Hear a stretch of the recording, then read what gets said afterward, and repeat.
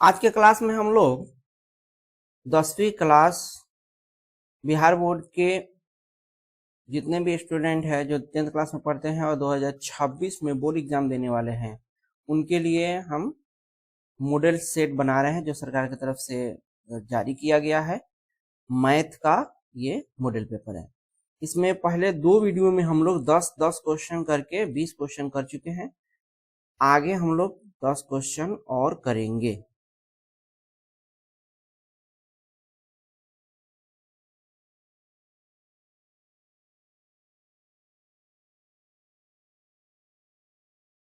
बीसवा question शुरू करते हैं। समांतर श्रेणी 80 76 72 68 का कौन सा पद 0 है। यहां तक हम लोग कर चुके थे, 20वां कर चुके थे। 21 से करना है। इसके पहले का वीडियो अगर आप नहीं देखे हैं तो आप जाके देख सकते हैं। एक प्लेलिस्ट बना हुआ है मॉडल पेपर करके। यदि समानांतर श्रेणी का सामान्य पद 6-4n है तो इसका सर्वांतर क्या होगा। ये देखिए बहुत ही शानदार क्वेश्चन है। ये जो 6-4n है, 6-4n, ये अलग अलग 6 और अलग 4n नहीं है, दोनों एक साथ है। बोला कि ये सामान्य पद है। सामान्य पद बोलते हैं तो जनरल टर्म, ठीक है। इसको tn मानते हैं, यानी कि nवां पद दिया हुआ है 6-4n, तो इसका सर्वांतर निकालना है। सर्वांतर क्या होता है?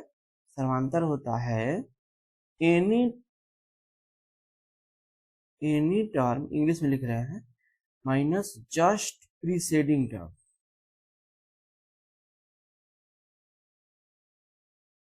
यानी कि कोई भी पद हो उसके पहले वाला पद, जस्ट पहले वाला पद।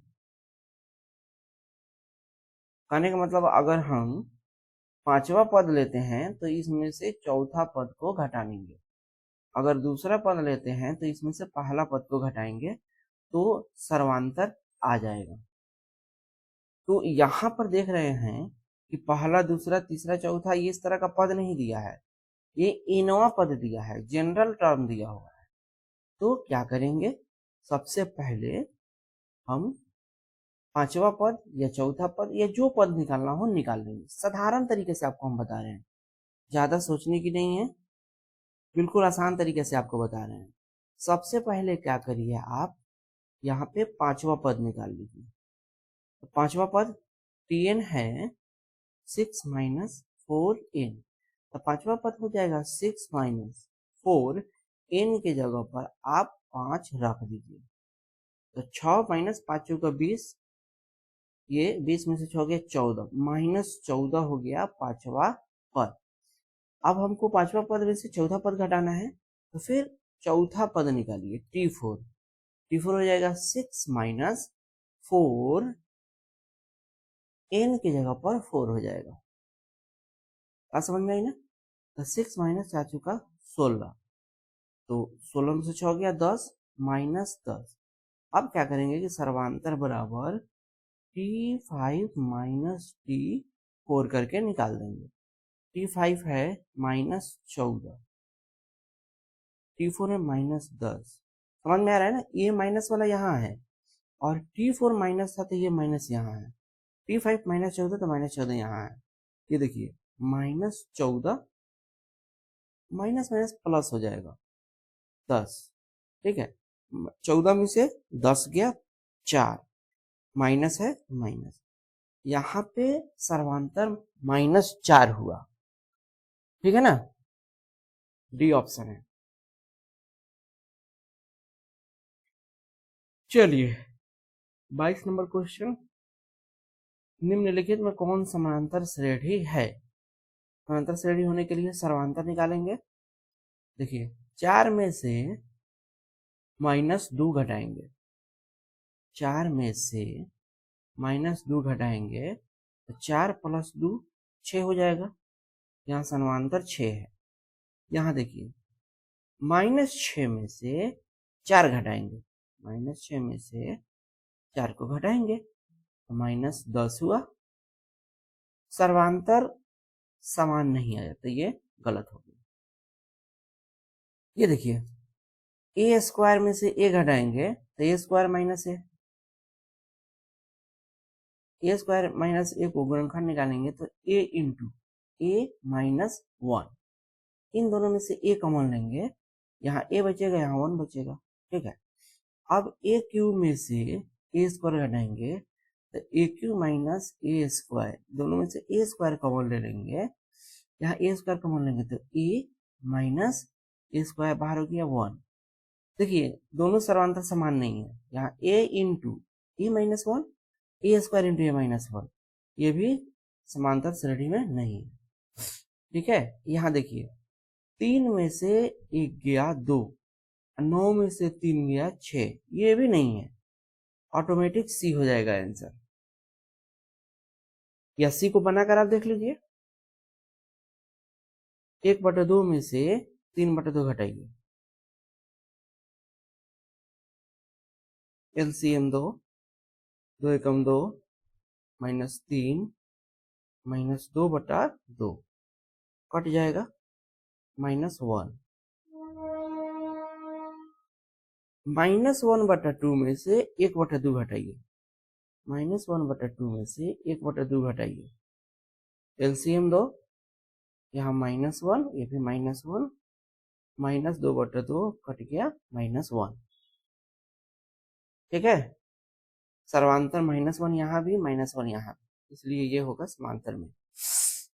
23 नंबर, मूल बिंदु के नियामक क्या है? देखिए मूल बिंदु कहने का मतलब है जिस बिंदु पर x अक्ष और y अक्ष आके मिल जाए। ये आपका x अक्ष हुआ, ये आपका y अक्ष हुआ, यहाँ पे दोनों मिलता है उसका नियामक निर्देशांक 0 0 होता है। ठीक है, तो डी होगा आंसर। त्रिभुज दिया है, त्रिभुज एबीसी और त्रिभुज पीक्यूआर। ठीक है, दोनों के बारे में बोल रहा है। त्रिभुज एबीसी त्रिभुज पीक्यूआर समरूप है, ये ऐसे होता है ना, ये समरूप का चिन्ह है, समरूप है। समरूप कहने का मतलब हुआ कि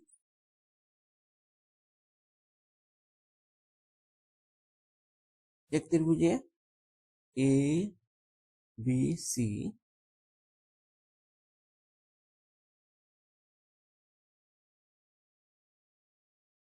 दूसरा त्रिभुज पी क्यू आर।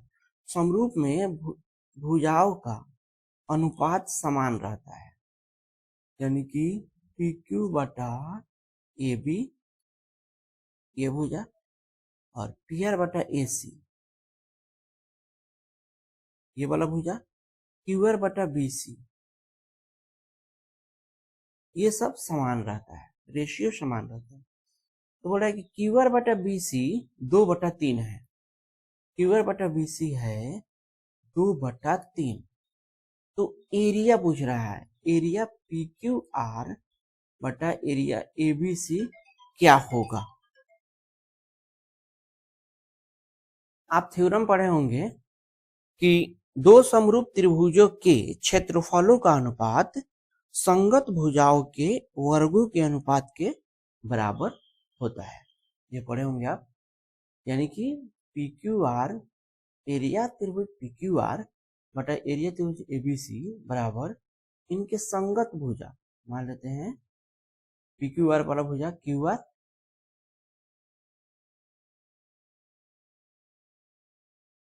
का स्क्वायर और एबीसी का भुजा बीसी का स्क्वायर, यानी कि दो समरूप त्रिभुज के क्षेत्रफल का अनुपात संगत भुजाओं के वर्गों के अनुपात के बराबर होता है। संगत भुजा कहने का मतलब ये हुआ कि PQ का संगत भुजा AB, PR का संगत भुजा AC, QR का संगत भुजा BC। समझे? यानी कि ये जो एरिया का अनुपात है वह QR स्क्वायर बटा BC स्क्वायर होगा। ऐसा भी हो सकता है कि हमने क्यू आर और बी सी लिया। क्यों लिया ये? क्योंकि यहाँ पे क्यू आर बटा बी सी दिया हुआ है। ऐसा भी हो सकता था कि पी आर स्क्वायर बटा ए सी स्क्वायर या पी क्यू स्क्वायर बटा ए बी स्क्वायर, क्योंकि यहाँ पे देख रहे हैं सब बराबर है यहाँ, कोई दिक्कत। अब क्यू आर बटा बी सी, ये क्यू आर बटा बी सी दोनों स्क्वायर है तो स्क्वायर हो जाएगा। तो 2/3 है यहाँ क्यू आर बटा बी सी, 2/3 का स्क्वायर करेंगे तो 2 दूना 4, 3 तिहाई 9, 4/9 ये होगा आंसर। आपको ये याद रखना है कि दो त्रिभुज समरूप है तो उनके क्षेत्रफलों का अनुपात उनके भुजाओं के वर्गों के अनुपात के बराबर होता है। वही आपसे पूछता परिमाप, परिमाप त्रिभुज पी क्यू आर बटा परिमाप त्रिभुज ए बी सी, तब होता है परिमाप का अनुपात संगत भुजाओं के अनुपात के बराबर होता है। तो ये क्यू आर बटा बी सी केवल हो जाता। ठीक है, अगला क्वेश्चन देख लेते हैं।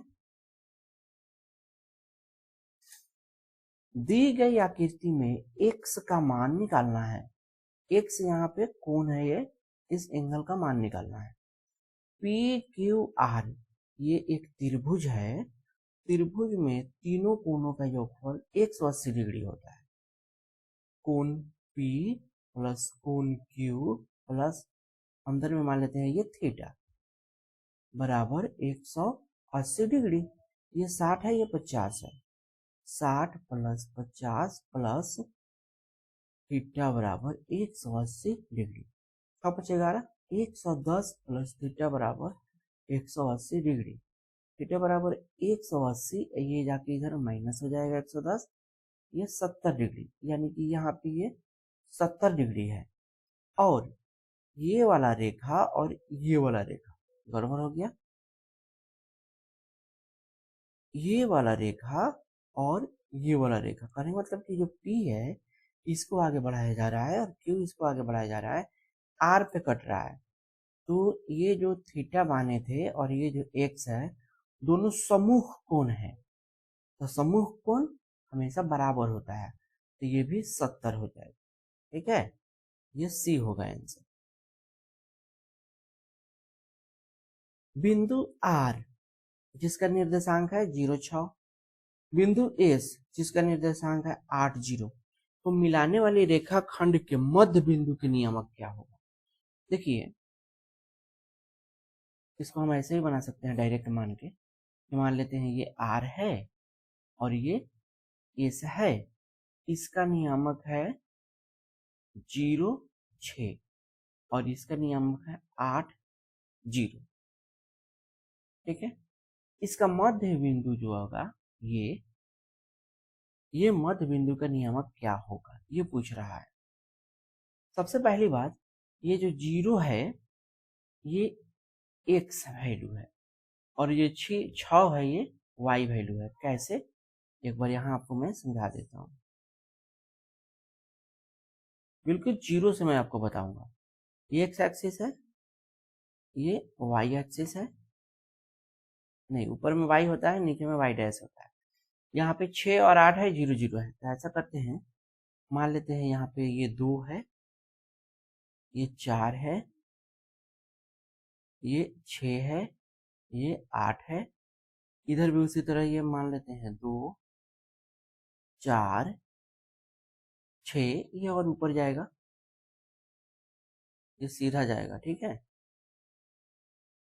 ये मान लिया 8 है। ठीक है, इसको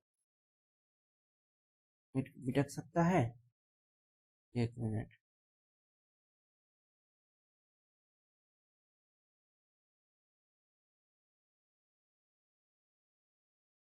चलिए ऐसे ही यहाँ पे ये 8 है। ठीक है, यहाँ पे जो R पॉइंट है इसका निर्देशांक 0,6 है। 0,6 करने का मतलब है कि x पे 0, y पर 6, ये वाला पॉइंट है। ठीक है, ये वाला पॉइंट यहाँ पे पॉइंट, और S है 8,0, यानी x पे 8 y पे 0, ये वाला पॉइंट, इन दोनों को मिला रहे हैं, यही रेखा है ये, ठीक है, रेखा है। तो इस रेखा का मध्य बिंदु मान लेते हैं ये P है। इसका निर्देशांक, x निर्देशांक क्या होगा, x जोड़ के 2 से भाग देंगे, तो इसका x क्या है, इसका x 0 है, देखो पहला वाला x है 0, और इसका x 8 है, ये x है, ये y है। इसको x1 y1 मानते हैं, इसको x2 y2 मानते हैं, ठीक है। तो P का जो x निर्देशांक होगा x1 प्लस x2 बटा 2, यानी कि 0 प्लस 8 बटा 2, 0 प्लस 8 बटा 2, यानी कि 8 बटा 2 यानी कि 4, एक निर्देशांक। y निर्देशांक होगा y1 प्लस y2 बटा 2, y1 6 प्लस 0, 6 प्लस 0 बटा 2, यानी कि 6 बटा 2 यानी कि 3। मध्य बिंदु का निर्देशांक हुआ 4 3, ये डी होगा आंसर, 4 3। बात समझ में आई आपको? ये जो ग्राफ खींचे हैं इसमें आपको कन्फ्यूज आना नहीं है। मूल बिंदु का निर्देशांक 0 0, ये 2, ये 4, ये 6, ये 8, 2 4 6 8, ऊपर भी उतना ही दूरी पे ये 2 4 6 8। अब ये जो r है इसका निर्देशांक 0 6 है, 0 x y 6, यानी कि r बिंदु ये है r, s है 8 0, यानी x पे 8 और y 0, तो ये वाला बिंदु ये हो गया s, और इस दोनों को जो मिलाए हैं यही हो गया आर एस। इसका मध्य बिंदु हो गया यहाँ पे, जिसका निर्देशांक मान लिया P। P का निर्देशांक आया है 4 और 3। कैसे आया है, यहाँ R का अगर निर्देशांक x1 x2 है, सॉरी x1 y1 है, और S का निर्देशांक x2 y2 है, तो P का निर्देशांक होगा x1 plus x1 plus x2 बटा 2, और y निर्देशांक होगा y1 प्लस y2 बटा 2। थोड़ा सा हट गया, चलिए आप समझ गए होंगे क्वेश्चन को। यहाँ यहाँ है, यहाँ आ गया x1 प्लस x2 बटा 2 और y1 प्लस y2 बटा 2, इस तरह से हम बनाए हैं। अगला क्वेश्चन देखिए 27, बिंदु 4 6 और 8 2 के बीच की दूरी क्या है। देखिए बिल्कुल आसान है, यहाँ फिर ग्राफ बनाने की जरूरत नहीं है, वो समझाने के लिए आपको बता दिए हैं। दो बिंदु है, ये मान लेते हैं ये ए है, ये बी है। ए का निर्देशांक है 4 6, बी है 8 और 2।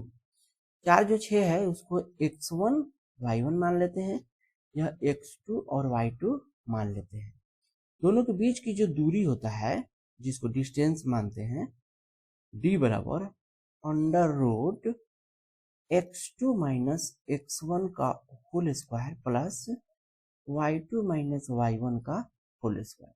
ये फॉर्मूला आपको याद रखना पड़ेगा, ठीक है। अब यहाँ पे पुट कर दीजिए, x2 है 8, x1 है 4, y2 है 2, y1 है 6। 8 में से 4 गया 4, 2 में से 6 गया माइनस 4, 4 चौको 16, ये भी 4 चौका 16, अंडर रूट 16 16 32। और नहीं तो ऐसे भी कर सकते हैं, 16 16 2 बार आया तो 2 इंटू 16, चाहे अंडर रूट 32, 32 को 2 इंटू 16 लिख दिए, ठीक है। 16 4 इंटू 4 होता है, तो एक 4 बाहर आ गया, अंडर रूट 2 4 रूट 2, ये वाला होगा आंसर, ठीक है। इसको फॉर्मूला को आपको याद रखना है। 28 sine square 60 plus cos square 60 बराबर क्या? देखो एक फॉर्मूला आप जानते होंगे, sine square theta plus cos square theta बराबर 1 होता है। थीटा की जगह पर अगर हम 60 मान ले, sine square 60 plus cos square ये भी 60 मान ले, तो भी तो 1 ही रहेगा। तो इसका आंसर हो जाएगा C1। यदि रैखिक समीकरणों का युग्म संगत हो तो रेखाएं होंगी। देखिए रैखिक समीकरणों का युग्म संगत है। देखो समीकरणों का युग्म का मतलब है कि दो समीकरण है। एक समीकरण मान लेते हैं कि a1x plus b1y plus c बराबर 0, एक समीकरण ये। दूसरा समीकरण a2x प्लस b2y ये c1 है प्लस c2 बराबर 0।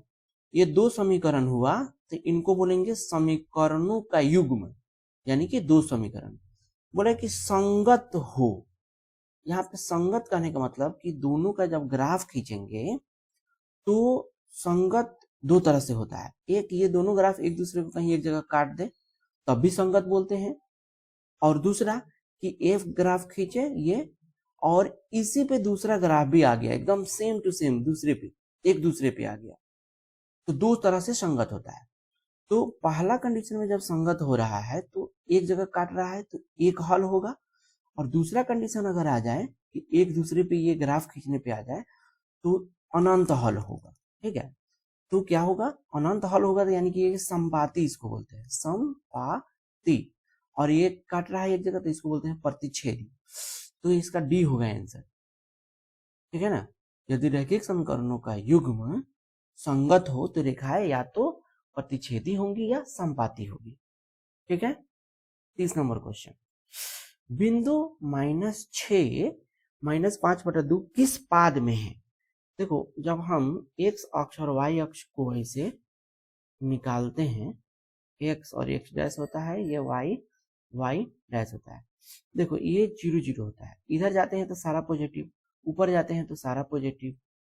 ठीक है, इधर आते हैं तो सारा निगेटिव, और नीचे भी आते हैं तो सब ये निगेटिव रहता है। यानी कि इस पाद में ये भी पॉजिटिव, ये भी पॉजिटिव, तो सारा का सारा पॉजिटिव, यानी x भी पॉजिटिव y भी पॉजिटिव। इसमें आते हैं तो x देखो निगेटिव है तो x निगेटिव रहेगा, और y ऊपर पॉजिटिव है तो y पॉजिटिव रहेगा। इसमें आते हैं तो देखो x निगेटिव है, y भी निगेटिव है, x निगेटिव y निगेटिव। इसमें आते हैं तो x पॉजिटिव है और y नीचे है निगेटिव है। ठीक है, अब यहाँ देख लो x निगेटिव y निगेटिव, दोनों निगेटिव है, दोनों निगेटिव इसमें है, तो यानी कि ये तीसरा पाद है। पहला पाद, दूसरा पाद, तीसरा पाद, चौथा पाद, तो तीसरा पाद तृतीय होगा, थर्ड क्वाड्रेंट। तो फिर हमने यहाँ 10 क्वेश्चन देख लिया। अगले वीडियो में फिर अगला 10 क्वेश्चन को देखेंगे।